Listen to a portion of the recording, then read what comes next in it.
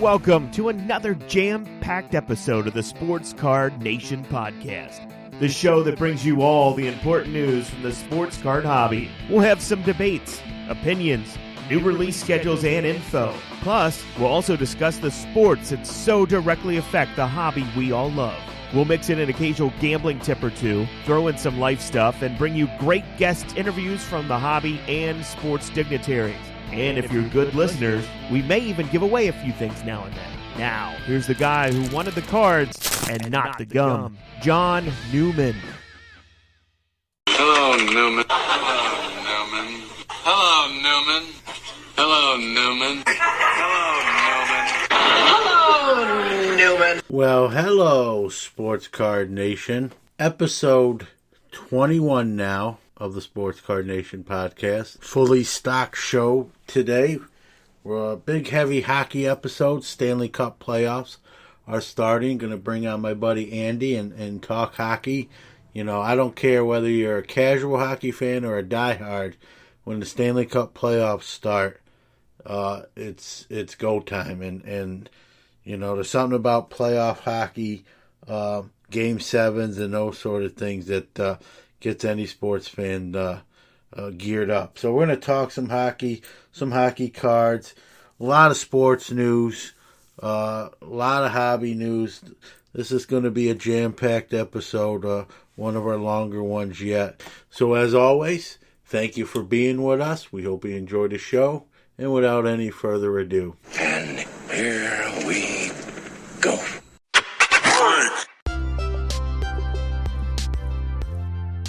Brooklyn Breakers run their company with the fun of the hobby in mind. They have some of the lowest priced breaks, many as low as $19.99 a spot. Every spot is guaranteed an autograph card, so there's no way for you to get skunked. From mid-tier to high-end, Brooklyn Breakers have you covered.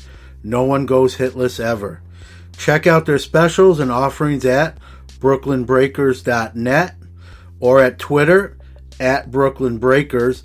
That's at BKLYN Breakers, or on Facebook at Brooklyn Breakers.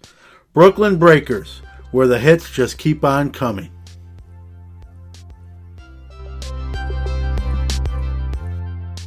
All right, it's time for What's Crackin'.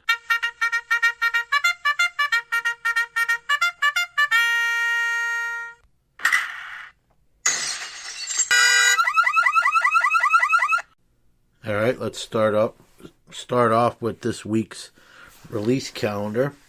We'll start off with April 12th. On the 12th, 2019 Leaf Metal Draft Football. 2018 Panini Honors Football, a real high-end product. 2018-19 O-Pee-Chee Coast to Coast Canadian Tire Hockey. On the 17th, big day there, 5 items. And it starts with the big one, 2019 Bowman Baseball. We'll talk about that a little bit more here in a second. 2018 Panini Flawless Football. 2018-19 O-Pee-Chee Platinum Hockey. 2018-19 Upper Deck CHL Hockey. And 2019 Topps UEFA Museum Collection Soccer. So the 17th is, you know, it's a rite of passage every year. Bowman Baseball, big breaking product, a big, obviously, prospect product and rookie product. Bowman's tagline is home of the rookie. So, you know, everyone's going for those autos and those colored autos and those sort of things. So let's talk about that product. So while it's not out yet, I have read some reviews or critiques of the design. Obviously, there's plenty of pictures on social media of the new Bowman. It's 3/4 bordered card, one side not bordered, the right side. And a lot of the critiques or the reviews of the design have been bad. People saying they don't like it, it's ugly. I got to tell you, the spec sheets I've seen, I like it. It looks a sort of has a reminiscence of the Topps release, but I actually think it's cleaner. It's more kind of sort of like digital, if you will. I like how they have the names. The names are like horizontally in the lower right corner, kind of kitty corner with the position. The team logo is on the left. Obviously, you have all your colored parallels, as you always do with Bowman. It's the 30th anniversary of the rebirth of Bowman with that 1989 famous release with the Griffey Jr. rookie. So they have 30th year anniversary inserts. As always, you have the Rookie of the Year favorites, autographs. Ready for the Show is a new insert set featuring 20 players that will be up in the big leagues soon, according to reports. Some of them actually already are there. Okay. Those 30th anniversary cards look very similar, obviously, to the 1989. There's autograph inserts in that as well. And I don't know, it just looks to me really clean. There's some dual prospect autos with two signatures on one card. Hobby jumbos will contain 32 cards. Hobby packs, regular packs, will contain 10. There'll be 24 packs in a hobby box. There'll be 12 packs in the jumbo boxes. 12 hobby boxes per case, 8 jumbo boxes per case. The rookies, go over those. The parallels, sky blues numbered to $4.99. Purple borders $2.50. Blue to $1.50. Green borders and retail only are $99. Gold bordered cards to $50. As always, orange border $25, and those are hobby only. Red borders to $5. You got your platinum 1-of-1s. Your printing plate 1-of-1s, which are the 4 we're all accustomed to. And looking at the rookie list, you got Cedric Mullins, Loaiza of the Yankees, Justice Sheffield of the Mariners, Touki Toussaint of the Braves, Williams Astudillo, the catcher, Luis Urias, Rowdy Tellez, Taylor Ward, Steven Duger, Francisco Arcia, Kristen Stewart, Ramon Laureano playing really well in Oakland, Luis Guillorme of the Mets, Chris Shaw for the Giants, Danny Jansen, David Fletcher, Brandon Lowe, Kyle Tucker, Ryan O'Hearn, Jeff McNeil, Josh James, Adolis Garcia, Joel Lugo, and Jake Bowers. You'll also obviously have your prospects. It's a product I'll like. I'll open it, but really the only version I'm going to be able to open will be any retail that I find at Walmart or Target. Because quite frankly, the pre-orders on these have went through the roof. They're I don't know, I think the last time I checked, well over $300 a box, and it's kind of crazy that the hype so much on the Bowman product already. But I get it. It's one of those flagship, heavy rookie, heavy, autos, grading prospect type of products and whatnot. I guess I'll just be happy going to Walmart and finding it when I do and just grabbing packs like that. That's a lot of times what I do with the Bowman release anyway, just because of the prices that it takes if you don't get in on a pre-order really early. Even some of the pre-orders with this particular product aren't really great deals. They kind of jack the price up. So it is what it is. I'll open some. Like I said, it'll be on the retail side of things, which I'm fine with. So, but I like the design. I know a lot of people kind of bash into the design. I like it a lot. Based on pictures, I'll give a better assessment in hand once I open some packs. I am going to try to get some. I'm going to have my son on the show. I talked about having him on for the first time. He's 19. have him on and do a little bit of a banter with him. And I tossed out there today to him that about maybe getting some of this new Bowman and kind of open it together on the air, talking about it and talk a little sports too.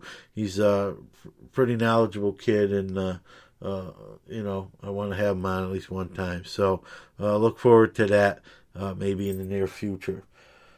If you like potato chips and you like baseball cards, and chances are, if you're listening to me right now, you probably like at least one of the two, if not both. But if you do like both, I got some good news for you. There's going to be Utz Topps baseball cards 2019. There'll be four cards in the 12-bag snack pack. The cards look just like the 2019 Topps release, but they also will have a Utz logo on them. Looks on the left side for the most part. Looks like there'll be about 100 card set, probably superstar laden. There's a lot less of these off-brand products that you used to see back in the 70s and 80s, and it's cool when you do see them now.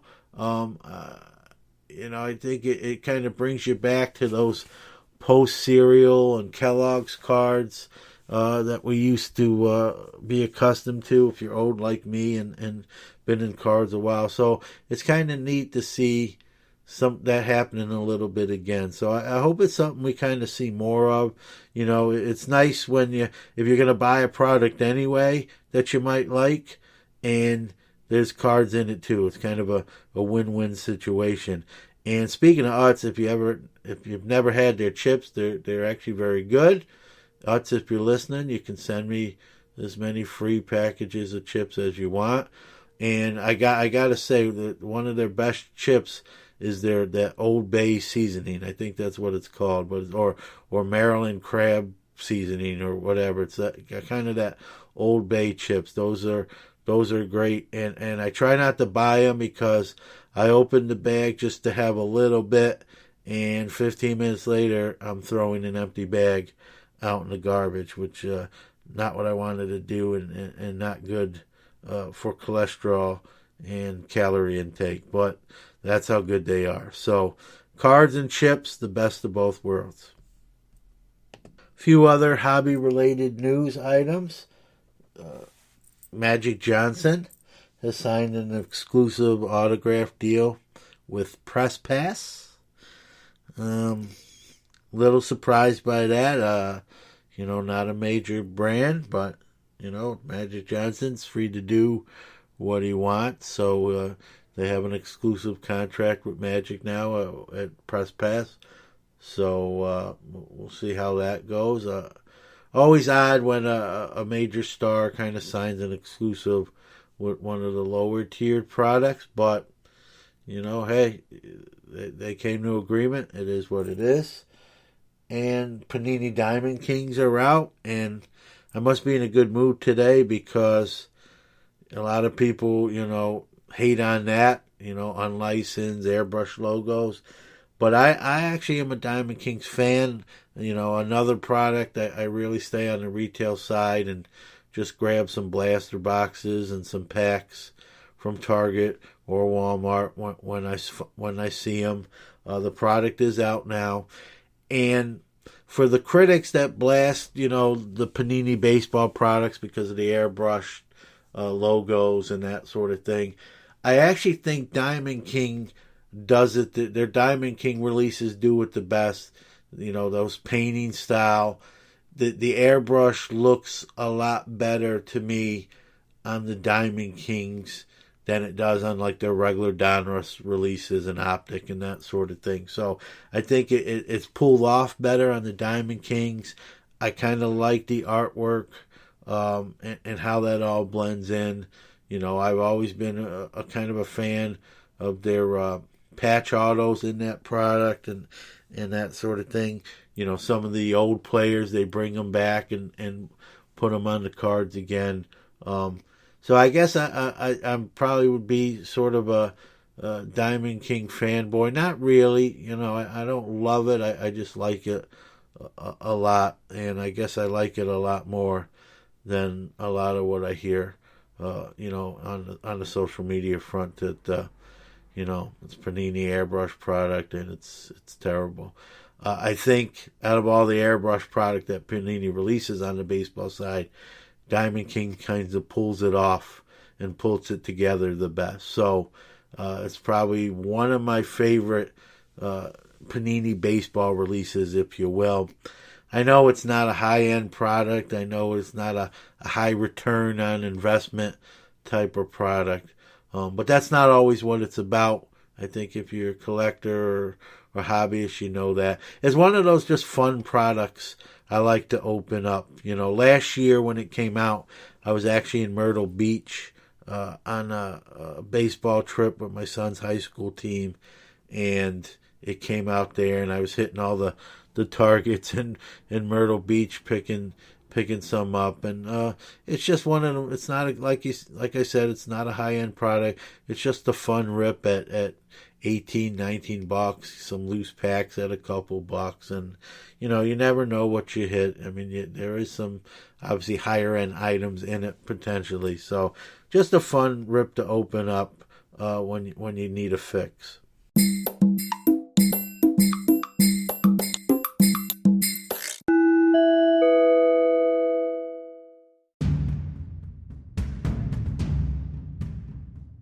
We love our listeners. We know without you, there's no us.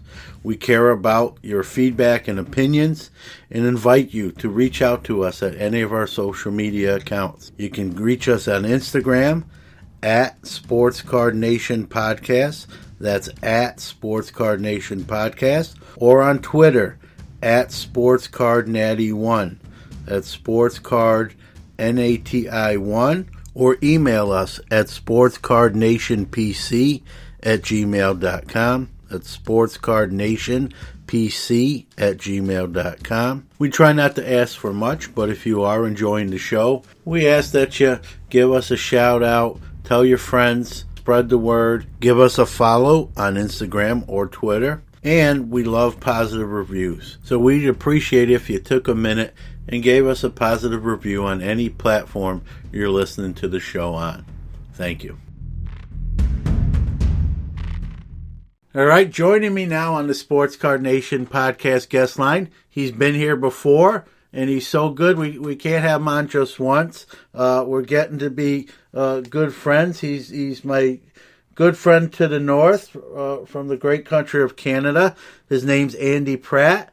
And we're going to talk a little bit about hockey. The playoffs are ramping up, hockey cards, but we're not going to just confine the conversation to just that. He does a video blog, if you will, on YouTube called Sports Card Life.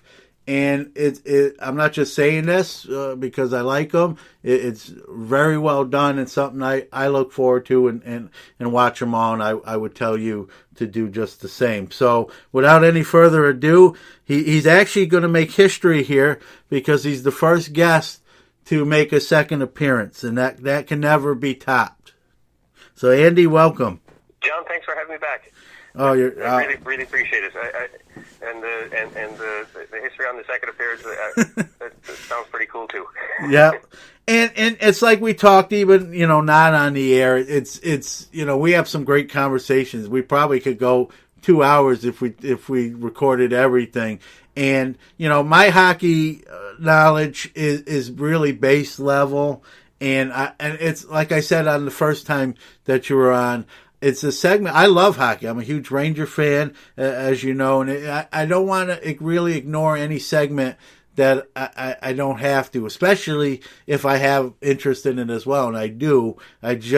My knowledge is more general, and then Rangers, where yours is going to be more broad-based. And again, I want to not, touch on that and definitely not ignore a segment that I don't have to, and that's I plan on having you come in every so often, and I thought, man, with the playoffs ramping up, what better time to have you come back, Yeah, no, I'm excited to chat hockey. Like I said, the playoffs just started up last night, mentioned to you before we went on air that I got a bit of a head cold, but I want to apologize to your listeners as well. No, Sorry, I sound a bit stuffed up, but I'll do the best I can.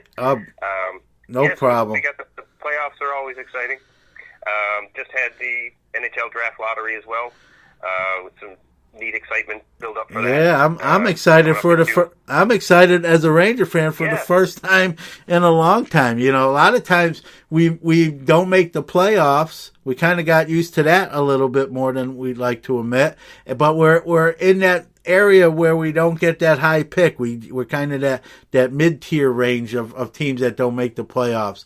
And this year, for the first time, and I don't even remember when, probably was a young kid, and I'm not a young guy. So, you know, we were based on the odds. We should have got the 6th pick, and the way that thing fell out, we actually moved up and we got the number 2 pick. And this year, there's really, with the scouts that do all this research, there's really 2 consensus kind of can't miss NHL ready guys, you know, in Jack Hughes and I'm probably going to mispronounce his name, but young Finnish player. Kopka. I promise I'll get it down, especially if the Rangers draft him. I'll definitely get it down to his sides. It's a new name to a lot of us so far, but once he gets a little bit of NHL experience, it'll be and hopefully he shines. And like I said, whoever goes first or second, a couple of the different draft prospect lists have them both bouncing back and forth 1 and 2. Yeah. After that, there's a bit of a gap. Yep. But I mean, the NHL draft, what the teams are always looking for is that franchise player, and these 2 guys definitely have seemingly the potential to be stars for sure. I like how the draft lottery works, John. I know prior to, I think it was 1995, the way it worked, basically that last place team would be the team to pick first. But the lottery adds a little excitement to it, and also eliminates any potential for, you know, you want teams near the end of the season to be playing their best and not flubbing games. I mean, I recall as a real young kid hearing stories back when Mario Lemieux was of course touted to go first overall, and how some of the teams that might have been in the running might not have been playing their strongest near the end of the season. Yep. So, you know, the lottery kind of eliminates any of that. Well, yeah, and also adds a bit of excitement. Yeah, and that's really the birth of the lottery, was because of things like that. Teams tanking, not playing starters to lose games, so they get that guaranteed first pick. And thus the lottery was born. And I got to agree, I think it was a great thing to implement. Like you said, Andy, it kind of prevent. Now a team can still do that, but there's no guarantee they're going to get that first pick to do it. And so I think, you know, it's much different. Obviously the last place team still has that highest percentage of a chance, but without the guarantee, like you mentioned, you know, if it's a guaranteed thing, then you potentially then you could see why it would be in someone's best interest to, you know, especially when the games don't mean anything near the end if they're already eliminated from the playoffs and whatnot. But yeah, this is neat. The Devils ended up getting the first pick overall, moving up from 3rd to 1st. Yeah, it's always a bonus if a team moves up in a draft position. Yeah, and the Rangers moved up, you know, 6 to 2. I think the Blackhawks had the biggest jump. They had, if my memory serves me right, they went from 13 to 3. So, you know, they came out all right too. And the other nice thing with this lottery, about that, for sure. The other nice thing about the lottery too, Andy, is it creates some suspense, and they could do a show on it, which they do, you know. So they get some ratings out of the deal, and you know, the GMs get some FaceTime, which a lot of times you don't really see them. They're behind the scenes, and now they're all sitting there on the set, you know, either smiling or looking disappointed, you know, either one. Yeah, it preps it before the lottery, so it definitely gets more awareness of the prospects and the build up to the lottery itself, right? Yeah. Or the draft. Yeah. I mean, I watched it myself, you know, and I'm more of a kind of a centralized Ranger guy, but with the chance that I knew they were, you know, slotted at 6, with the chance maybe they move up to 4 or even 3. But to, as things shook out, I'm like, they got a shot at 2 or 1 now. And then it really was it was them or the Devils, and you were just like, what are they going to be, 2 or 1? And you kind of knew by reading what the scouts were saying that either slot they had a chance of getting potentially, like you said, a franchise-changing player, and that's exactly what happened. When there's a bit of a toss-up, in consideration as for the first overall pick, and it doesn't really matter nearly as much whether you're picking first or second. You might end, a couple of years from now, there's no real way of knowing who's going to turn out to be. Only time will tell. Yeah. Who's that? Yeah, and I was reading an article, and the article was saying the Rangers being number 2, the sort of like the pressure's a little bit off of them, as crazy as that sounds, because they're going to pick either one of these guys, whoever the Devils don't pick. So their decisions. Well, it frees up a lot of thoughts. Yeah, they have no consideration. You're 100% right. All the pressure's off. All the thought and process of it is, as long as these guys stay the lock for first and second, then the decision is already made for them. Yeah. Yeah. So the guy that wrote the article I read, I'd like to give him credit. I can't remember his name. But he was basically saying the pressure's really on the Devils because they're going to have to pick one of these 2 guys, and if the guy they pick doesn't pan out or doesn't live up to expectations, it makes them look bad. And no matter what happens with who the Rangers get, who drops down to them, they have to make that pick. So it's not really that they made a bad pick. It's just that the player didn't turn out like the experts thought he would. Yeah, and if I was to try and put my money on, I wouldn't want to be in the New Jersey's position to have to pick, because both of these players seem like they have their own individual strengths. Young Jack Hughes U.S. born and on the development team, just broke in this past season the all-time points record, previously held by Clayton Keller. He's a little smaller. He probably needs to build up some physical strength a bit more so than Keko. I'm gonna call him. I'm listed at 6'1", some 6'2". Yeah, I'm gonna call him either KK or Double K. I got a feeling he's gonna get. I got a feeling he's gonna get nicknamed once he gets Double K. Yeah, gets to the States anyway. So yeah, he scored the game-winning goal in the gold medal game in the World Junior Under-18 tournament. Yeah. So sorry, just the 2019 World Juniors, I should say. Yeah, they're both highly touted. So on paper, the Devils and Rangers are definitely going to get a potential franchise changing player. And as a Ranger fan, I'm nothing but ecstatic about that. I'll be honest with you. Whoever the Devils don't pick, I'll welcome with open arms. So exactly.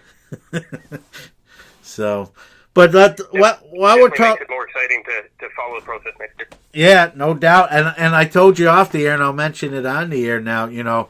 I don't do a lot of hockey cards. I do have some, and I used to do more back in the 90s than I have recently. But I'm really I hate to just pinpoint it on the Rangers getting the number 2 pick. I do enjoy watching hockey. We have a AHL team here in Syracuse, the Syracuse Crunch, which is the Tampa Bay Lightning affiliate.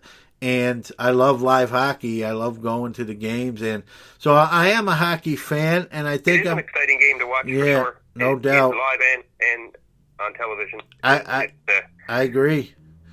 So I think I'm going to get, like I was telling you even off the air, I can see myself this year with whoever the Rangers wind up selecting at 2, probably PC and that guy and backtracking and adding some cards that I kind of wanted to always kind of have in the hockey realm and just never got around to acquiring them. I think I'm going to make up for some lost time and put a list of those together. And at the top of that list, like I told you out there, is going to be a Mark Messier rookie, preferably graded. I'm become a kind of a graded guy, and some of that stuff, makes me nervous with a lot of the reprints and the fakes going around. So I think, my goal, one of my hockey collecting goals for the end of 2019 is going to be a Messier PSA card, and whoever the Rangers number 2 pick, grabbing some of those, and I do know,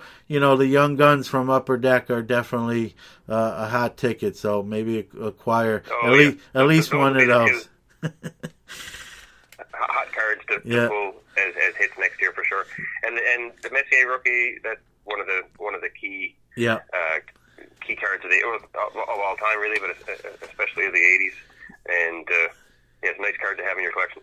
Yeah, so hopefully, hopefully we're having one of these conversations down the line, Andy. We're talking about me owning it, so. And you can tell me you picked it up, exactly. Yeah.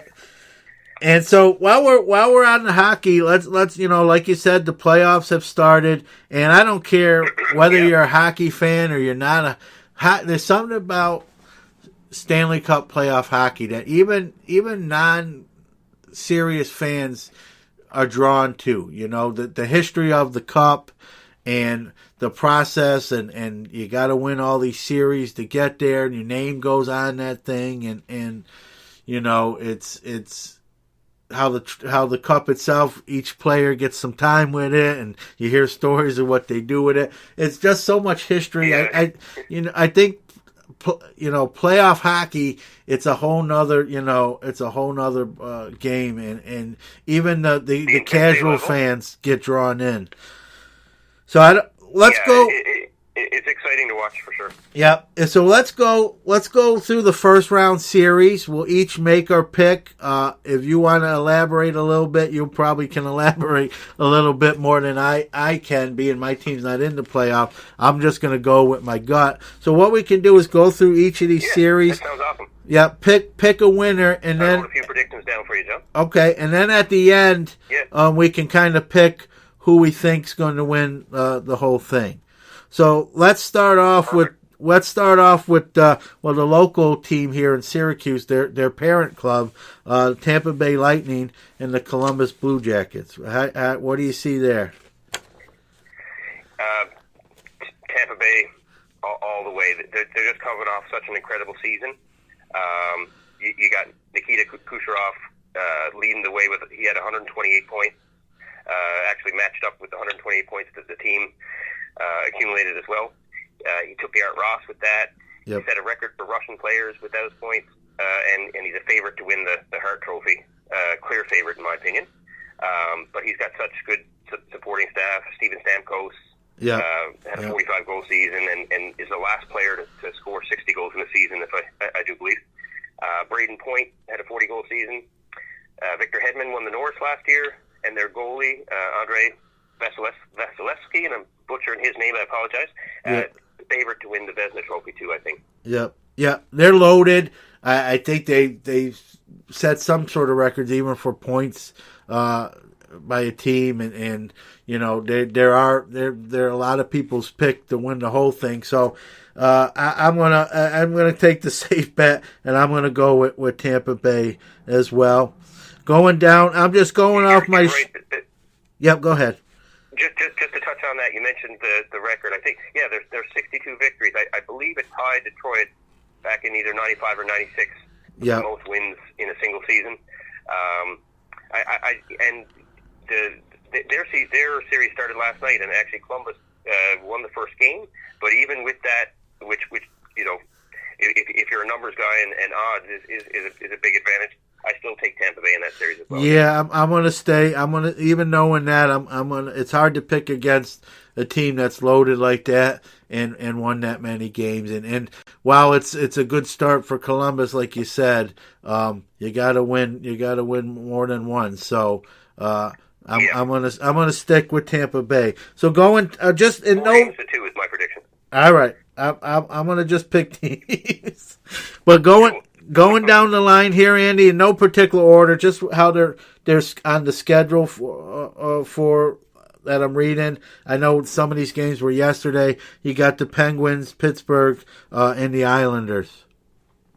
Yeah, also in the Eastern Conference. Yeah. I'm gonna go with the Islanders. I think they did win the first game last night. They're probably the slight underdogs to Pittsburgh, just based on the fact that Pittsburgh has arguably the two of the best centermen in the league, first, second line, and the Stanley Cup experience. Yeah. But I'm gonna go with the Islanders. All right, I'm gonna be the opposite here, and they're my son and my wife's favorite team, the Penguins. They're not Ranger fans like me. I don't think the Penguins are going to win the whole thing this year, but I want to pick them, even though they're down right now. I'm going to pick them to come out of survive this series and advance past this series. Like I said, I don't see them hoisting the cup, but I could be wrong, but I think they get by the Islanders. They just don't seem to be firing on all cylinders like some of their strongest time. Yeah, which is why I can't pick them to win the whole thing, but I think they get by and beat the Islanders. Maybe that's a little bit of the Ranger fan of me coming out too. I don't know. So, well, also in this conference, you got Boston and Toronto, and I think I'm a Maple Leafs fan, so I am picking them, but that's probably because I'm partial to them. Yeah. They lost to Boston last year, I believe, but I can't help but remember back to 2013, I believe, when there was that epic collapse where they had a big lead, 3 or 4 goal lead in Game 7, and I was actually down in Florida at Disney and refreshing my phone to get the score, and I was like, oh no, when they scored that first one coming back, I was like, okay, it's okay, they're still good. And then they scored another one, I was like, there's something going on. Yeah. And what's interesting is how much momentum plays a factor in sports. Yeah, today. oh yeah. Yeah, and but I'm gonna take Toronto over Boston. I'm gonna in a 7-game. Yeah, series. I'm gonna join you. I'm gonna join you on that boat, and they also have a nice player that they didn't have last year that might tip the scales. Yes, they got a great pickup with John Tavares. So they've got superstars. Austin Matthews, Mitch Marner.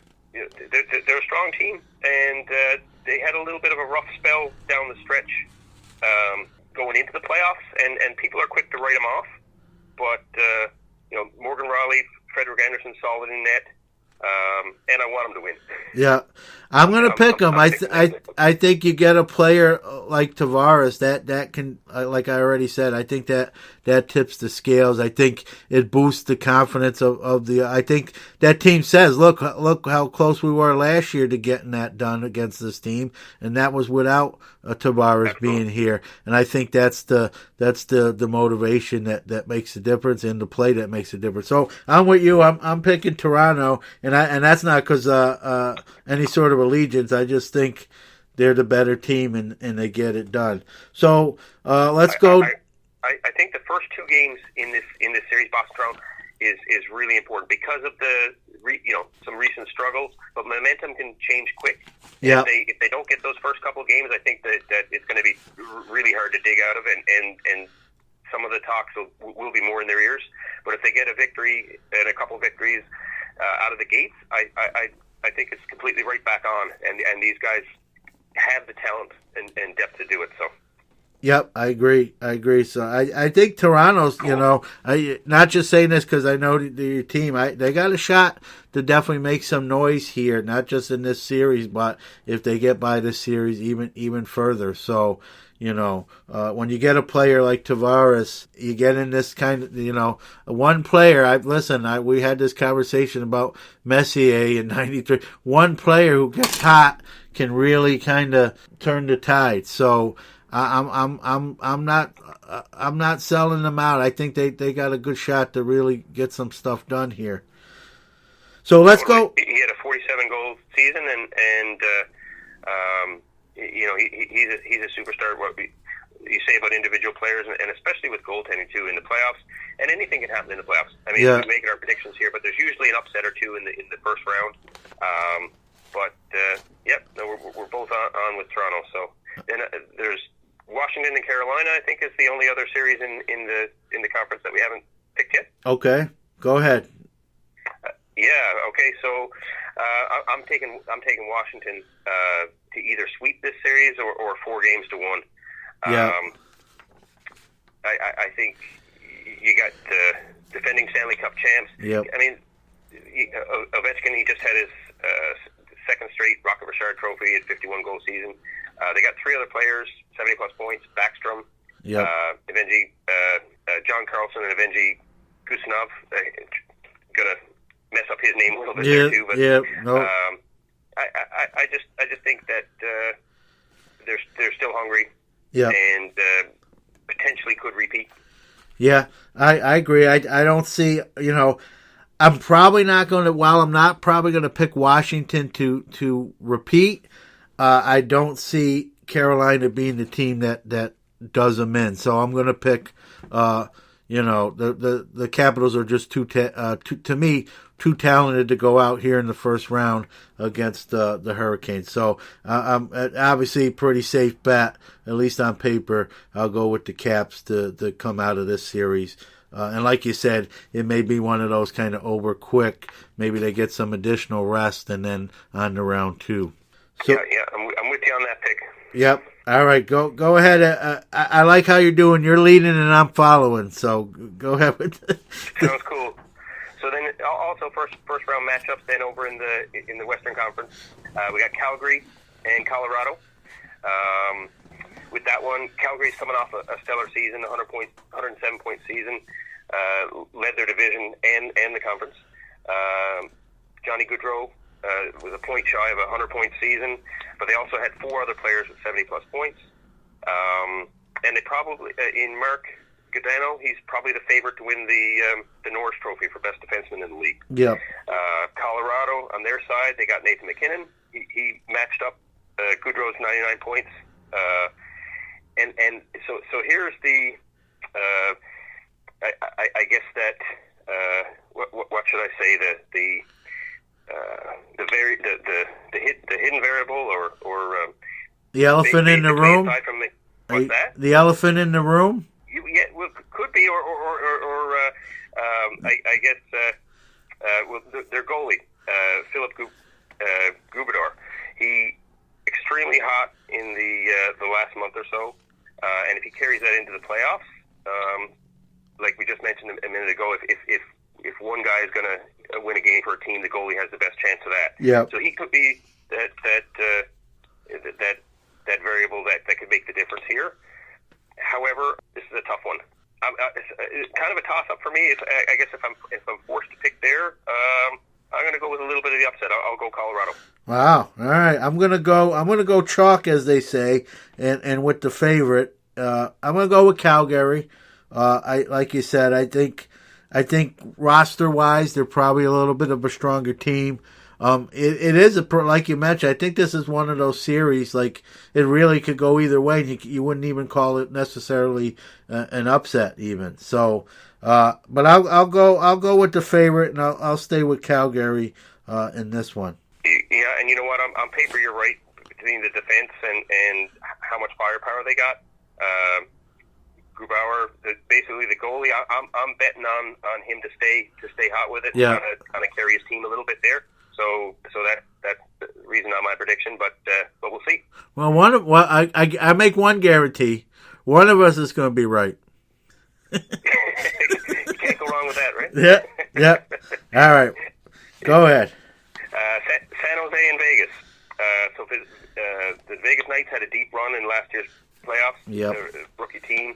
I think San Jose won the first game last night. I believe they played.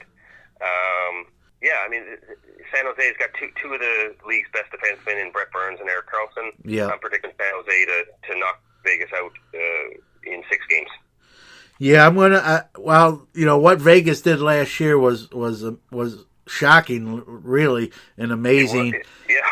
And it takes a lot to maintain that, and I think there's going to be a little bit. I'm trying to. I don't know if sophomore slump is the right term, because here they are in the play. Sophomore slump means they fall short of the playoffs, but I think there's going to be a little bit of a hangover as far as postseason goes, and I'm going to go with San Jose. Brent Burns, like you said, is a great defenseman, and I think Again, they have the home ice advantage. I think it's going to, whether it comes into play or not, I think they're going to use it to their advantage. And I think, as darlings as they were last year, I think a little bit of that magic's kind of run out for this year. So I'm going with San Jose as well. I hear you. I'm with you on that one. All right, good. Nashville and Dallas. So right off the bat, two teams that I don't follow real closely, to be honest. Yeah. But if I was to make a prediction, Nashville won their division, finished second in the conference. Both have good goaltending. Star goalie Ben Bishop with the Stars. I'm picking him to win that matchup, and also for them to win the series in a tight one. I'm gonna take the other side of the coin. Just when I was looking at this matchup and deciding which way I was gonna go, I lean Nashville, Andy. Just more like I said, just gut instinct, and I think they've had some more recent success where Dallas has had a little bit of some lean years, and now they're kind of coming back. And I think just a team that's kind of been there, done that, is just going to get it done. And I mean, Dallas is obviously a team on the rise. I just don't think they're quite there yet. And where Nashville has been in the spotlight recently, and I think just that playoff experience. Sometimes there's people that believe that's what makes a difference in some, especially these early round series. So being it's the first round and they've kind of been there, done that, I'm gonna take Nashville. Sounds good. Again, one of us will be right. It's exciting. It's exciting hockey on TV and seeing how it all shakes up and just the intensity of playoff hockey. It's you sort of alluded to the grind of to win 4 series and be able to eventually hoist the cup. Physically, it's crazy what these guys will go through in the coming weeks, right? And it takes a lot of heart to see it. Yeah, I don't think, people always point to football, Andy, as being physical, and there's no doubt it is. I played it. My son's played it. It is, and you look at some of these guys, even after careers are over, some of the struggles they have, even just getting around, and I'm not going to go off on the CTE tangent, but we all know the deal. But I think sometimes hockey gets undersold of how physical and grueling that is as well. And people forget there's a lot of other like tournaments and different things that a lot of these players still play even in their off season. Some of them, not all of them. But, it's kind of become almost a year-round thing with Olympics and different tournaments. And, it's physical in its own right. And I don't know how many sports where, teeth get knocked out as a normal occurrence. So, Yeah, no, it's rough. These guys play through being busted up for sure. Yeah, and so, like you said, to win 4 series, even the best of teams have kind of run out of gas. And I think that's why there's such jubilation at the end when that team, skates around on the ice, passing that cup around. Even teams that win it that are favored, just because it's not that easy to do, even for a favorite, to not get tripped up, or you're losing early, you get down 1-0 or 2-0 early, and now you have no room for error. You almost got to play perfect hockey. Yeah, so many of the games they're all so important, and a lot of them end up being do or die. Yeah, and the grind definitely makes it's pretty awesome and magical to watch. Like I say, when the team is. I'll be honest with you. During the regular season, like I said, I watch a lot more Ranger games. But when the postseason, maybe some of that's due to lately they haven't been in there. But even when they are in the postseason, there's, like I said, the postseason hockey's a whole different animal, if you ask me. And you don't even have to be a fan of the teams. It's just you can feel the intensity almost in your living room. You know what I mean? So. I love to watch it. I definitely, I don't make appointment TV. I just kind of turn it on and maybe surf. And then when I find a game and a score that's interesting, that's what I'm watching. You know what I mean? So I think we got one more series, the Winnipeg, right? Winnipeg, St. Louis. That's it. Yep. Yeah, I'll go ahead. Yeah. Go ahead. No, okay, cool. This is another one that's pretty hard to call, but both teams finished with 99 points, I believe. They both have legitimate star power on both sides. You got Wheeler, Patrigliani, and a few others on the Jets, and Tarasenko, Braden Shen, Ryan O'Reilly on St. Louis, along with their goalie, Jordan Binnington, who I believe is recently getting some chat and talk about being in the running for the Calder Trophy. Yeah. Early in the season, Elias Pettersson had. So if the Calder Trophy was divided for first half of the season, second half of the season, there'd be two clear winners. Yeah. First half of the season, Pettersson had 42 points in 38 games. Sort of cooled off after that. Still shows amazing potential, like as a future superstar, but finished the season with 66 points. Binnington, the goalie there on St. Louis, got called up around December, I believe, and went 24-5-1. Wow. Yeah. So as a rookie, no less. For that reason, yeah, I still think Pettersson isn't going to end up getting the rookie of the year if I had. But it's you know what? It's a lot closer. Like the first half of the season, he was the shoe-in. Yeah. And now this young goalie, actually, I believe he's 25 years old, but having a phenomenal rookie year, and might carry that. If he carries that into the playoffs, I'm taking St. Louis to win this first matchup anyway. All right, here's another one. We're going to be on opposite ends of the aisle. I'm going to go Winnipeg, and one of the reasons I'm picking Winnipeg is I got a feeling, again, a hunch, a gut instinct. They're going to be my pick to come out of the Western Conference. It's crazy, cool. So to come, obviously, to be there, they're going to have to win this round. So on nothing more than them being my pick to be in the Stanley Cup final. That's why I'm picking them here. And funny enough, I predicted St. Louis, and it's strange. I guess after that first round, you pick a couple upsets, and then you see a long shot that may be able to carry some momentum and go all the way. In saying that, though, I'd love to see Winnipeg pull through on it. If you want to talk about diehard hockey fans, Winnipeg got a lot of loyal fans and love their hockey. Yeah. And I like to root for them when I watch them play as well. But if I was picking a winner, as we're doing, I'm going with St. Louis to take the series.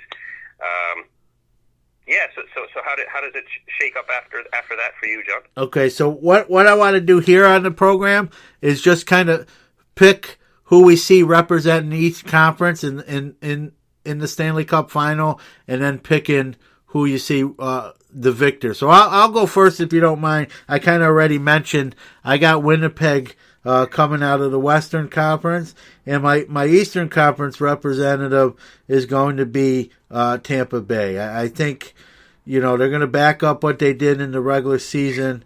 I think they hold serve, if you will. So I got a Tampa Bay Winnipeg Stanley Cup final. I hope it's that. I think that would be kind of an exciting series, kind of two younger teams. I know, Tampa Bay's got some older veterans too.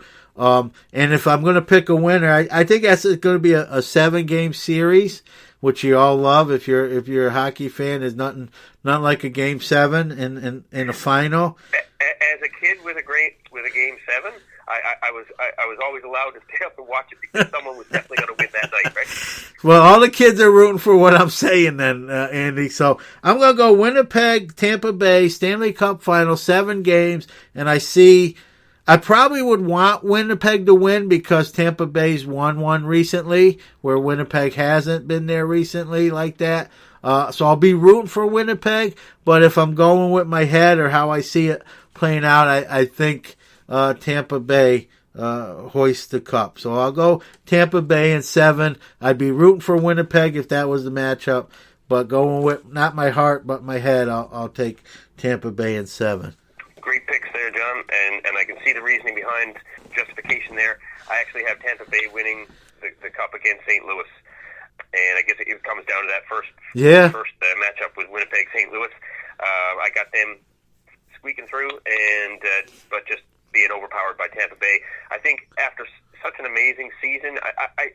I can't see how a team can be as strong as they are to put a season like that together. Like it was not just a great season; it was one of the all-time great seasons. Yeah, and could be wrong, but I just see them being too strong. Yeah, and, that's how I play it out in my mind. Is I just to me, I hate to say it, and I'm sure they feel that in the locker room. To me, really, anything short of making the final would probably be a disappointing season. I think Washington's probably maybe their biggest roadblock.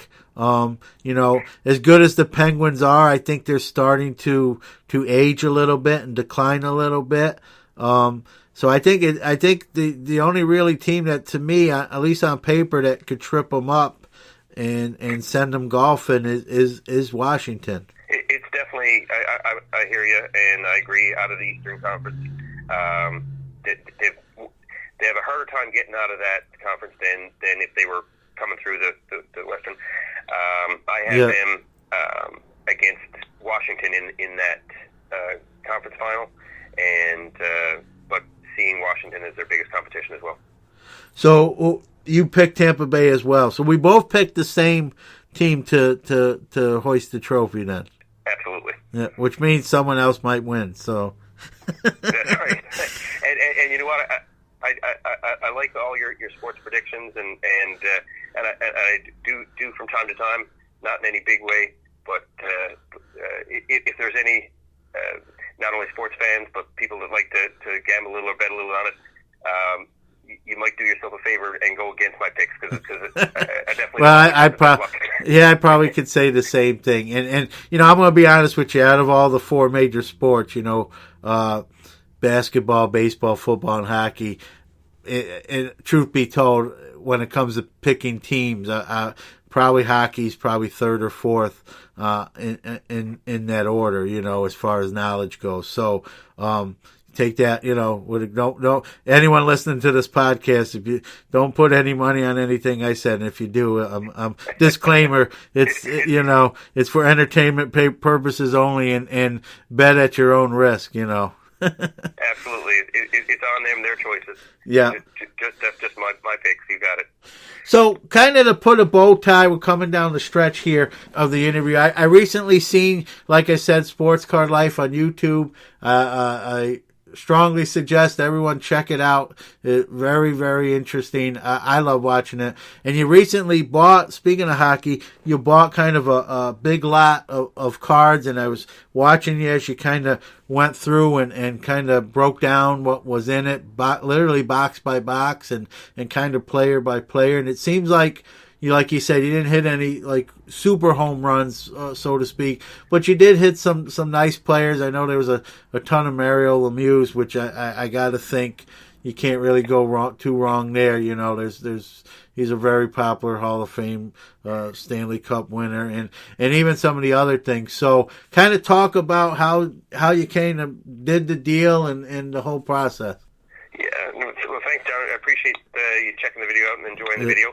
I'm right up. I'm having a lot of fun with it, like with the videos themselves, and also getting back into the collecting. I knew with this lot that because of the era that it was a long shot to hit any super expensive cards, but I also knew I was going to have a lot of fun going through it, so it was almost worth the $75 I paid for the bunch. And it was worth that from an entertainment standpoint. But from an investment standpoint, like, it could easily be broken down into much smaller lots, a little bit of sweat equity and time put into it. But I'm certainly not disappointed with what came out of it. And if any of the listeners want to check it out, then they can see that entire 10,000 card collection that picked up from Facebook Marketplace. Yeah. And it's really just a lot of fun I'm having with it. Yeah, and I'm it's gonna sound like a plug, but I'm being dead serious here. The way I said this to you off the air, your videos, they're 5-10 minutes long. They flow real nice. The way you do it just the setup is real nice. It piques your interest. Even watching you break that lot down, I wanted to go out and buy some hockey cards. I honestly did. And maybe between that, the Rangers getting the number 2 pick, and my love for Mark Messier, I might be coming back. So. You're hooked. Absolutely. That's wicked. Mission accomplished. Yeah. So And that's really, being an advocate for the hobby. That's really what it's all about. Is the hobby's interest is as interesting as you really want to make it. You know what I mean? And the way you did that video, where you kind of broke it down binder by binder, monster box by monster box, and kind of wrapped it all up in a nice little bow at the end, man. I thought that was really cool. I want to see you get some more stuff. Awesome. That feedback is great, because I definitely have a lot more ideas for videos, and really it's just about sharing the stories, talking about the hobby, and other people that enjoy the hobby as well. And I'd love for the listeners to give feedback as to what they want to see and what they like about it, and start some conversation. Like you said, when we talked before we started recording the conversation, it's just such an interesting chat, and that's what it's all about. Yeah, that really, it's that saying I didn't think about it, I just kind of said it, but the hobby is the people, because without the people, there isn't the hobby, and sometimes we lose sight of that, and maybe not me or maybe not you, but I think some people do, Yeah, it's absolutely about the connections, and I want to hear other people's stories about, what they collect, and I just love the hobby from that perspective of what it's all about. And even with yourself. And what makes it fun for them. Yep, and even with yourself, you say, your dad is big into cards, and you like you said, with that lot you bought, you kind of brought it over there and you went through it together. I mean, how great is that? You know what I mean? To share something that you both enjoy and have that time to do something like that. That alone was probably worth the $75. Exactly. Yeah, no, it was a bit of fun, because it was nostalgic to kind of look back and see some of the cards that we would have had. It was a little bit after the era of what I collected, but there's something about it, and I'm sure a lot of listeners as collectors, maybe from our generation too, that know those, ripping all those packs of cards open, that it just brings back memories, and you think about some of the most fun times I've had, and I'm at a point where I'm able to do that again and enjoy it. So yep, I've been on a little kick. I didn't tell you this off the air, but I've been on a little kick lately, the last couple of weeks, Andy, of buying. I haven't really opened it. I've just kind of stockpiling it, and is buying some vintage wax. So I've recently bought some 81 Fleer and Donruss packs, 82, 83, some 84 tops with the Manleys and the strawberries, some 85 stuff. All the way even to 80, even all the way into 89 with the Donruss and the Griffey stuff. And I haven't opened it, but when I purchased it and the box was shipped to me and I opened it, it's going to sound corny, but even the smell took me back to being 14, 15, 16, 17 years old, and totally. There's a hardwired connection there, right? And I can't remember if I mentioned to you in the last interview or when we just chatted, but there's been times where I've enjoyed cards and and it could be just the 89 Donruss, or maybe it's the 90 Upper Deck Hockey, and just open up. I want to basically align my day with what I enjoy, and cracking that pack of cards is. I also enjoy meditation and working out, but sports cards is another part of my life that I enjoy, and open up a pack a day is certainly certainly something fun to do. More. Yeah, and it's funny, opening up I got about 3 shipments at different days of this vintage wax, and like I said, I haven't opened none yet. I've just but even pulling it out of the box it was shipped in, and the smells and seeing it was sort of, I hate to say it like this, it was almost bittersweet. It brought me back to those days, and then you realize, you can never go back either, and those days are over. Well, that's as close as you can get to reliving it. Yeah, maybe that's true. Maybe that sums up what I enjoy so much about it. But yeah, that's true. You also posted a picture which totally brought me back. I saw a picture of the Ken Griffey Jr. bars, and that was something that had been out of my memory and would not have even thought back up until I saw you post a picture. Man, that's a cool find. Yeah, it's funny. I got them. I'll be honest with you. I got them off eBay. There's a few different sellers there, and I remember having these things. I remember selling them. I remember eating them. And they were produced in '89. People don't realize this about the Griffey Jr. bars, Andy. They're actually produced, and I actually have one in my hand right now. I'm looking at it. They were produced by Pacific Trading Cards. So they were produced by a card company, even though it's not a card. And if you look, if you ever had... I think it's a super collectible thing, like from his rookie year. It's a people have called it a rookie. Yeah, people even coin it like rookie candy bar because it says right on the back, produced by Pacific Trading Cards, Ken Griffey Jr. And then it's got first major league at bat, first major league hit with all the dates, first major league home run, first major league stolen base, and it's got the Major League Baseball logo and the whole nine. So it is pretty collectible. And it's funny. I'll tell you how the story kind of came about. Was I was thinking about the candy bars, and I remember I had put some aside, and I don't know where they went. So I went in my garage where I have some of my older stuff out, some of the forgotten stuff, and I looked in some of the totes, and I didn't find the candy bars. So I figured somebody threw them out, or they got thrown out. Maybe I even threw them out myself. Maybe they got partially melted or whatnot. And so I said, I think that they'd be a lot harder to preserve too, right? Than cards.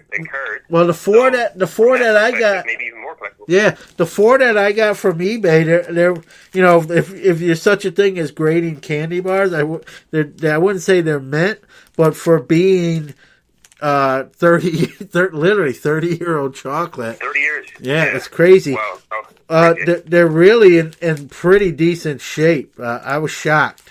I really was shocked. So, to me, that's a super collectible thing. Yeah. I would want that. Yeah. And what I like about, we mentioned Gary Vaynerchuk before, and how he talked about one time how fashion, high-low, you rock the $10,000 watch and then have the $20 sneakers, but own it, Yeah. When sports cards and memorabilia, similarly to, I collect a bit of art as well. Yeah. But I want to collect what I enjoy. So, from a cards perspective, I haven't had a 52 mantle. I bid on one time. That's a story I'll tell you about it another time. But I almost had one. I should have stretched a little more and got it. Yeah. I didn't. But I want a mantle. But I'd also love to have one of those candy bars. That would be to me, that's a cool thing, right? Yeah. Well, we'll see. I'll get you one. It doesn't matter how much it's worth, even though I think it probably should be. I'll get you one. That's a promise. Don't eat it though. If I send you one, don't eat it. That video will go viral, but I'm not going to. I will. I will say this. So the story how I kind of acquired them. I looked for mine, just wondering if I still had them. I couldn't find them. Figured I threw them out. So I just it's the first thing. Go. Let's see what's on eBay. And I said, man, I'm going to search for them on eBay. And I'm going to be shocked if there's any intact ones. You know what I mean? They're probably going to be wrappers and that sort of thing. And sure enough, there's quite a few listings for just the wrappers. And I wasn't expecting to find intact bars after 30 years. I really wasn't. And so I did a search, and there's not a ton of them listed, at least when I looked, and there was probably 4 or 5 listings. There's probably 20 listings of just the wrappers. If you just wanted the wrapper for that sake, and they were even listing them as like 89 Pacific rookie wrapper candy bar Ken Griffey Jr. But then I forgot. I think I did I researched and I worded it different to try to find if there were any intact bars, and about 4 or 5 listings really came up, and there was one with a buy it now, make an offer, and I kind of it was a lot of 4, and I made an offer, and the person accepted, and I got them. So I'll get you one. I'll put your name on one of them. And that's pretty cool. We'll get you. Oh, you're welcome. But it's crazy. I really wasn't. I thought it was really a shot in the dark where I probably wouldn't wouldn't find any yet. I found 3 or 4 lots. I would have bet against it myself. Yeah, I would. Being what it is, and how someone would have to go through different measures to preserve it. Yeah. And if it started to go bad, then it's going to get tough. Yeah. And majority of them were immediately destroyed when they were purchased by. People. I mean, I probably ate 10 or 15 of them back in the day. So it makes you want. Honestly, I'm not trying to drive. I wonder just how many really exist intact anymore. I don't know how many were produced originally. Probably millions, obviously, but how many are still? I'm always curious about those numbers, of different items and You got to figure it's 30 years old now. Most of it was either ingested or the ones that weren't melted, rotted, and whatever, and got thrown out, like mine originally was. Here you are. It makes you wonder how many actually are in existence, And no, that's what I'm saying. It's neat to have, and I'm sure it's probably pretty scarce.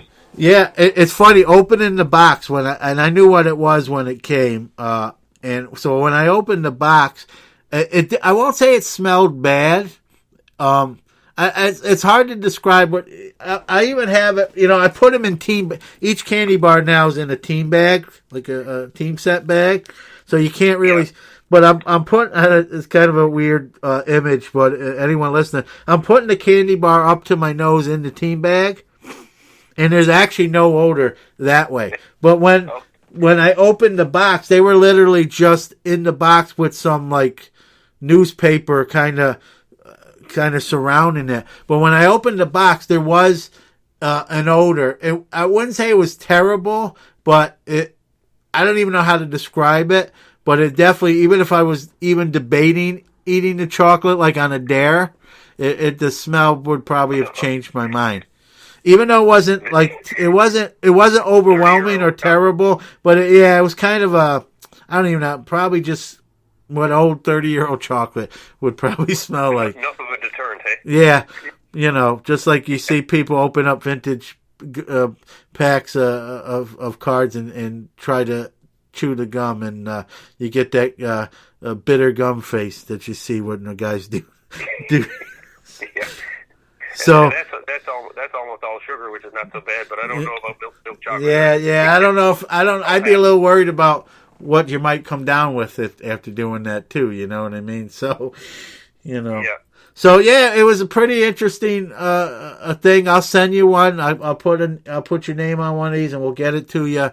I was surprised that they was even available to get them. You know what I mean? So, and it's those kind of things, Andy, that take you back to those days, like you said, and it's cool. It is cool. Yeah. First and foremost, if a collectible means something to me, then I want it in my collection regardless. And also the blue chip stuff that's you're buying to enjoy, but also invest in. Yeah, no doubt. All right, so big long interview, but I think people will find it interesting.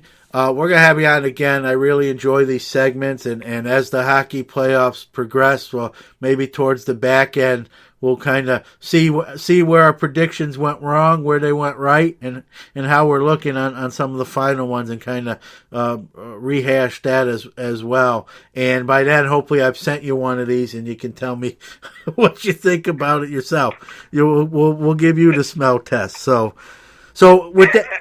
That sounds perfect, John. Yeah, maybe like you say, touch base before the Stanley Cup final and see how some of those first series panned out and see how accurate we were. Yep, exactly. So that being said, Andy, I'll let you have the final word here. Anything you want to plug, give anyone listening how they can see what you do and direct them where to go. So the floor is yours, as I always say. Awesome, John. Thanks very much. So right off the bat, I want to thank your listeners. I love the hobby, and your listeners are collectors. It's all we're all in the same game. Love for people to check out my channel. Basically, the two main ones that I just started in the recent months as I got back into this is Sports Card Life on YouTube and Sports Card Life on Instagram. Yep, and I'm not just saying this because you're on the show. You could refuse to ever come on the show again. Both of those are real good, and the video, the vlogs, if you will. That's what I always call them. I don't know if that's accurate, but just really well done, really well put together. How you do it with the graphics and just start to finish. I'm watching them. A lot of times you watch something on YouTube and pretty early into watching, you're like, this and that, and you kind of click it off or go to the next thing.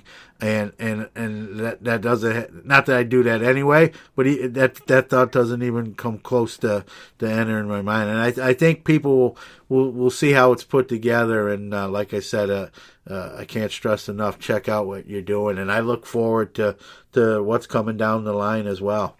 Thanks a million, my friend. I can't wait to share more of it. And looking forward to the chocolate bar, absolutely. I'll see if I can do some kind of, I know you said Messier is your favorite player, so I'll go back through my collection now and see if I got any oddball items that you might enjoy. All right, well, I appreciate you. You don't have to do that. I'm doing that, no strings attached, but anything like that, I'm sure I will love and I'll appreciate. So thanks, Andy. Yeah, awesome. I only do it because I want to as well. All right.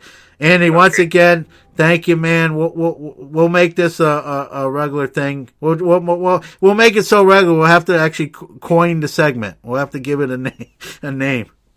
Perfect. Yeah, that sounds pretty cool. Think of something neat. All right, Andy. Thank you. Take care. Enjoy the playoff hockey. For sure. Toronto game now tonight. All right. Thanks again, John. We'll chat with you soon. All right. Good luck. Go. I'll root for the Leafs tonight. I got no dog in the fight, so. Perfect.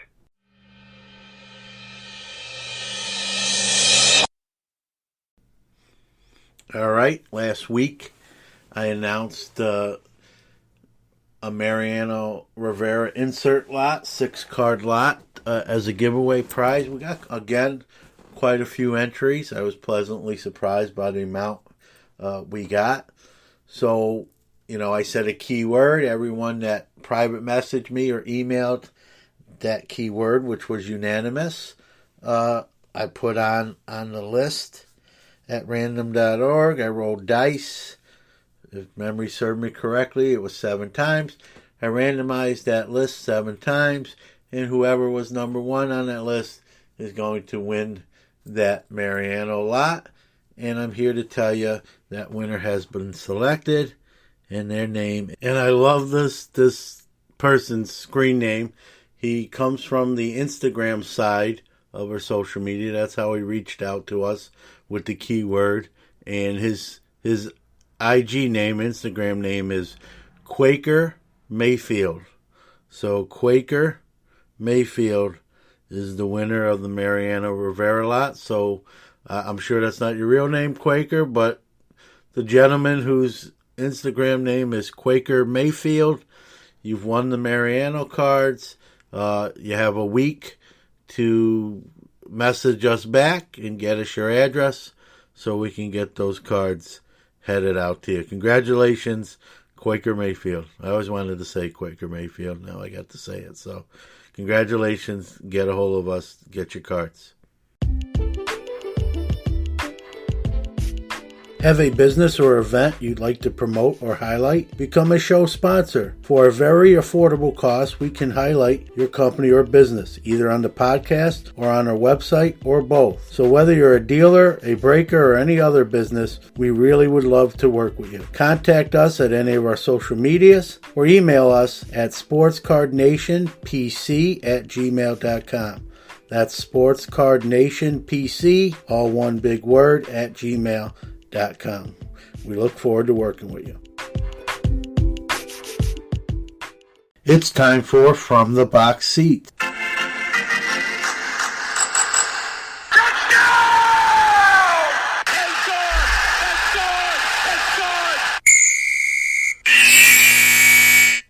All right, time for the sports side. We did talk some hockey playoffs with Andy Pratt. Awesome, Andy. So we won't say much hockey in this segment, but let's talk about, how about that NCAA men's championship game, Virginia, Texas Tech. I kind of feel bad for Tech. I thought they kind of had that game and let it slip away. You know, I'll be honest with you, I was kind of rooting for them. I was rooting for either team. You got two teams that have never won this title before, so you knew it was going to be a first for somebody.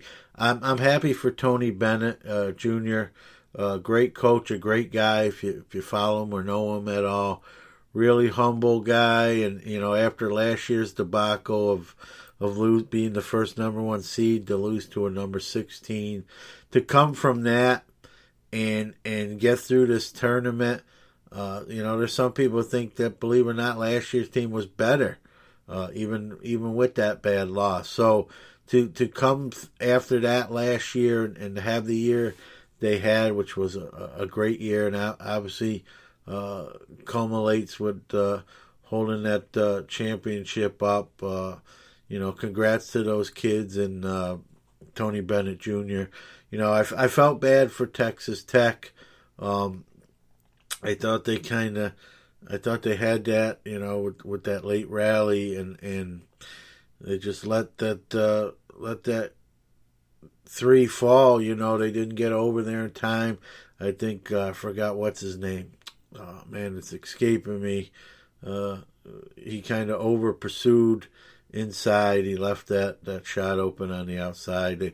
They drained that to tie it and send it at overtime, and then it was kind of all Virginia from there. So exciting game, definitely going to be a classic, one you'll probably never forget for a while. So you know, the game's so good, you know, you almost feel bad that anyone has to lose the game. And you know, you saw after the game went final, a lot of those Texas Tech kids, you know, kind of crumbled to the floor and very emotional. And you know, they left it all out there. They were that close, you know, but you know, there can only be one winner. So hats off to Virginia.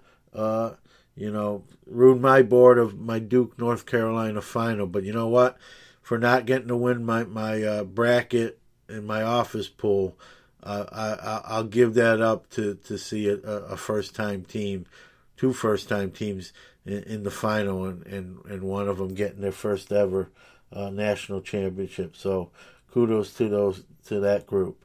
Let's talk a little baseball. I hate to say it. I try not to be a mean guy, but man, Chris Davis is brutal. And why is he still getting as many at bats as he is? You know, you got the Orioles, a rebuilding team. They got some young talent getting ready, either there or coming up. You know, guys like Cedric Mullins, Austin Hayes, Chance Sisco, Ryan Mountcastle. And why is Chris Davis starting as many games as he's doing, taking away the spot? I know he makes mega $1 million in his contract, and they can't cut him. I understand they can't cut him because his contract's too big. I get that. But just because you can't cut him doesn't mean he has to be starting and playing every day. 0 for 51. It's in his head now. I mean, quite frankly, it's embarrassing. If I'm him, I'm shocked that he hasn't went to the manager and said, you know what, sit me down, or, you know. Truthfully, what I would do with him is I would just pinch hit him once a game until he gets that monkey off his back, gets that first hit since 2012 or so it seems. You know, it's I hate to pile on a guy. I'm sure he feels terrible, but 0 for 50 something is, I mean, that's just nothing short of brutal. It's a major league record, and you know, you know, he's not a spring chicken. He's getting paid way too much apparently, and you know, let Austin Hayes play. Let one of these young guys get in there. They can't do any worse than 0 for 50 something. I gotta think. Heck, I almost said a bad word. I don't think I could. You know, I still play softball. I played high school baseball. You give me 50 something at bats, I'll squeak out a single somewhere in the mix. Okay, might be the only one I do, but it's just it's tough to watch. I'm sure it's tough for him as well. Probably, obviously tougher, but I guess the great mystery to me is why he's still getting that much playing time under these circumstances. Speaking of struggling players, might be, I know it's early, might be panic time in Beantown.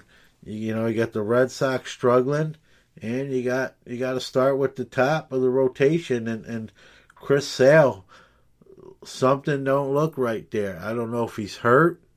But he can't. His high top velocity now is 89 miles an hour, which is low for him.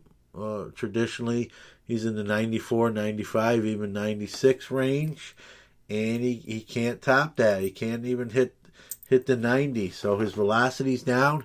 He's getting tagged almost every time out on the bump now. He's got a 9.0 ERA. He's been knocked out early of a couple games, and something ain't right. And I you don't root for injury for anybody, but you almost hope he's hurt, and that's why he's playing bad. Because if he's not hurt, is this a downturn? Is this a decline? Is he's lost velocity?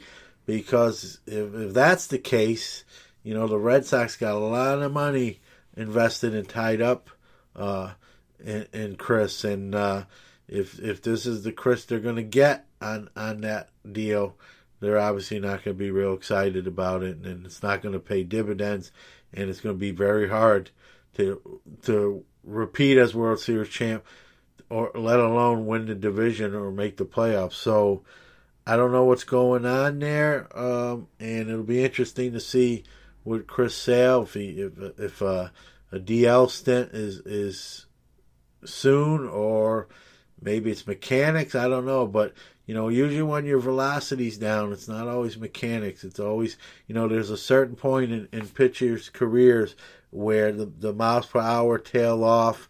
They become kind of more hittable. They're not fooling anybody anymore like they used to. And I was even reading a report. I think he's got one swinging strike or something on the year, something like that. Like, he's not fooling anyone. So is it time to panic in Boston? I don't know, but I definitely would be concerned. And there's a lot of these top teams right now are kind of struggling early, and there are a lot of teams that are surprising. You got Seattle with a 13-2 record. Detroit is either at the top of that Central Division or close. Tampa Bay's playing well. How about Tyler Glass now, 3-0 with an 0.50 ERA? People left him for dead when he was with the Pirates, and he's resurrected his career in Tampa Bay. He looks like the Cy Young winner rather than Blake Snell at this point. Again, early, that NL East looks like it's going to be, other than the Marlins, that anyone maybe can claim title to it. You got 3 or 4 teams all right there with almost the same record. And, we talk about guys struggling like Chris Sale and Chris Davis. Let's talk about some guys not struggling. Bryce Harper earning his money early in Philadelphia. Cody Bellinger looks even better than the Cody Bellinger from 2 years ago, and his cards are kind of getting revitalized. So that's always good for the card market. And how about some rookies that are really turning it up? Peter Alonso, and I'm a Met fan. I'm going to be honest with you. I'd like to tell you I told you so, or I saw this coming, but while I liked him, I was a little leery of him. I wasn't sure he was going to translate. I read some reports from the Arizona Fall League that he was struggling with the upper echelon pitching. They were kind of overmatching him, and this guy is just taking the hobby by fire and taking the sport by fire. He had a blast tonight, 450 feet or something like that in Atlanta, that landed in a lagoon no one knew even was out there. 118 mile an hour exit velocity. He's just making a name for himself quick. 6 home runs in 12 games.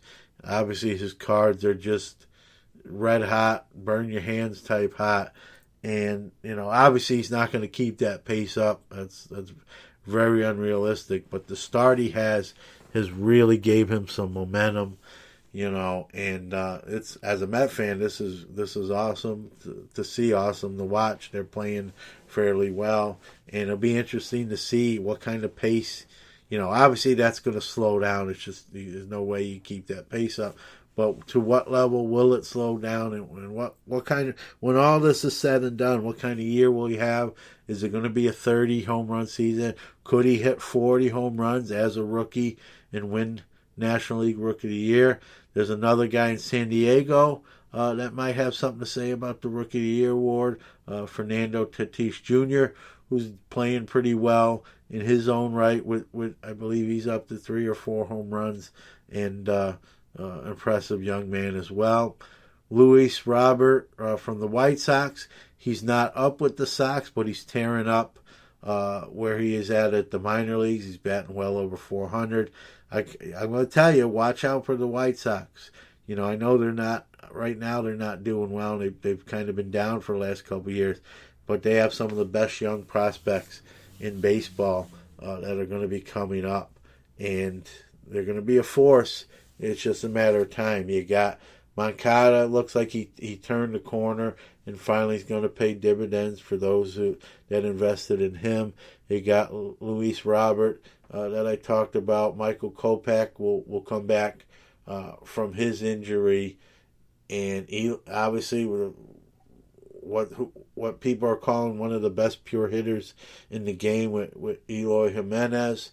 So this team's really just poised and waiting for these guys to really all kind of gel at the same time. So while they may be down now, they may not be down for long. So, baseball, it's nice to see the young guys start to play well and kind of take the baton and push the sport forward. So it's going to be a fun baseball year. It's only just begun. It's tax season, but it's really fire your NBA head coach basketball season. This is the time of year coaches get fired left and right in NBA style, and it's probably the most dangerous profession. There's probably like ice road truckers, rough water fishermen, and then NBA coach, and probably in that order, of most dangerous jobs. It's, if you keep your job in the NBA more than 2 years, you're probably doing something right. It's just seems like every year 10, 15 coaches get the axe like clockwork. Sometimes they've even won more games than they lost. In this case, there's been a few fired with shown improvement from the team they took over, yet the impatience is causing GMs to pull the trigger and just try to find someone else. So, guys are getting their pink slips. I'm sure we're not even done yet. There'll be more to come as well. And speaking of guys losing their jobs, Magic Johnson's not losing his job. He's giving up his job. And I heard the interview, and I'm reading some stuff being reported.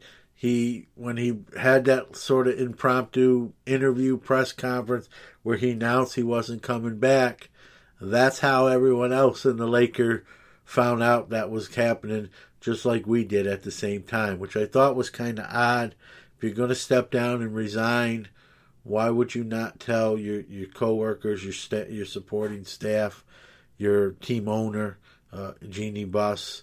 You just kind of sort of did it haphazardly, and I got a couple theories to why, and it might be a combination of, may not be where I'm right on any one thing, but a combination of all these theories put together.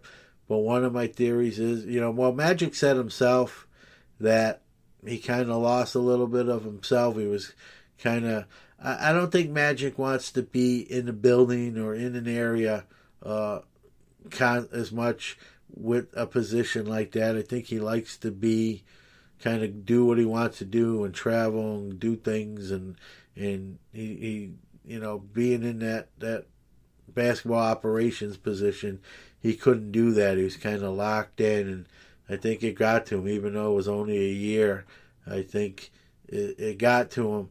But I also think it's the LeBron James effect, and I know I bag on him a lot on this show, but I think I have good points. I don't do it just to do it, and I think this is another case where LeBron is not an easy guy to work with on and off the court. He's very intimidating. He puts his hands now in everything. He's been even labeled a coach killer. Well, it'll be interesting to see if Luke Walton survives all this fallout. And that's the other rumor I heard, is that Magic stepped down because he wanted to get rid of Luke Walton and Jeannie didn't, and she won, and he didn't want to stick around anymore. Again, this is all hearsay until he comes out and admits that, or somebody says it, but that's just being reported. But I also think there's, again, going back to it, a little bit of LeBron James factor. I don't think people are flocking to be a teammate of his. He's kind of a pouty, grumpy guy, quick to throw teammates under the bus and talk about their poor play and how they need to step it up and they're not getting it done. And, he's kind of become a malcontent. And I think what people originally thought would happen with he'll go to Los Angeles, other superstars will leave their respective teams to play alongside him. The Lakers will build a super team that rivals Golden State and challenge them to win numerous titles. I think those expectations and aspirations are going by the wayside. I don't think a lot of people, believe it or not, are lining up to play with LeBron. And I think Magic, when they signed him, kind of envisioned that they would have a super team in the making, and guys would come over to be Lakers. And I think Magic sees the writing on the wall and sees that we're not going to get these superstars like we thought we would. And LeBron is kind of submarining our efforts here by his behavior. And I think Magic just said, see you later. I'll go back to being Magic, laughy, smiley, do what I want, make appearances where I want Magic. He obviously doesn't need the money, so it's not a money thing. So I just feel like LeBron, once again, is just kind of like the anti-Midas touch now here in his later years. It seems like wherever he goes, there's some issues there and some problems, and here we are again. So we'll see. Maybe I'm wrong, but I just don't see people lining up to come to the Lakers to play with LeBron. I don't think he's that guy like he once was. I think he's bristly. I think people know if he's saying that in the public and in interviews at podiums and with mics in front of his face, what do you think he's like in the locker room and behind closed doors? So, I compared him on a couple shows back. LeBron, sort of like WWE, WWF wrestling.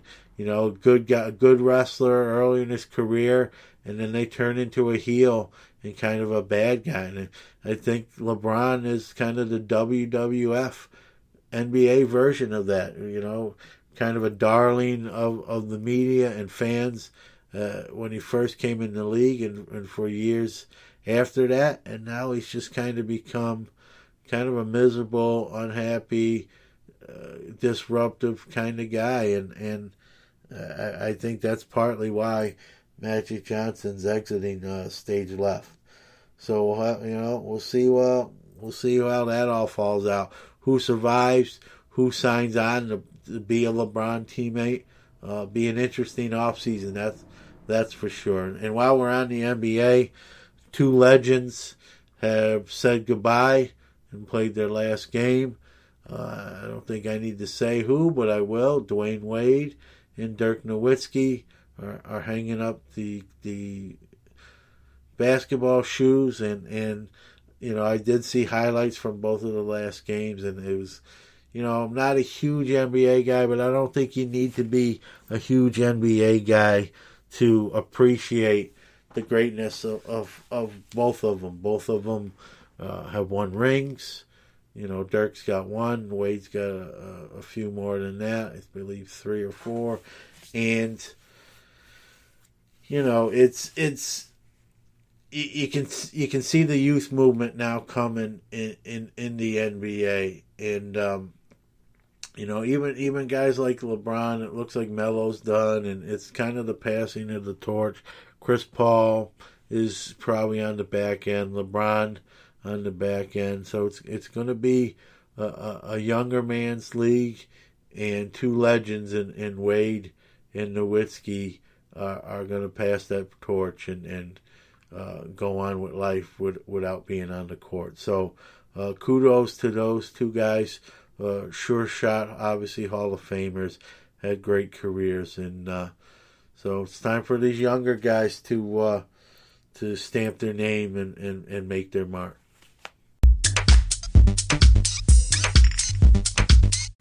Well, we went a little long, but it's a great, I felt it was a great show. I don't like to cut interviews short or put a time limit on them. And when you're talking something like the Stanley Cup playoffs and 30-year-old chocolate, I don't think it's fair to those 2 prospective things to cut the conversation short. So, as always, folks, thank you for listening to the show. Here in episode 21, where we started 5 months ago and where we are now is just, it's hard to fathom sometimes. I really, when I really think about it, it's just crazy. It really is. But it doesn't happen, as I always say, does not happen without you making the show what it is.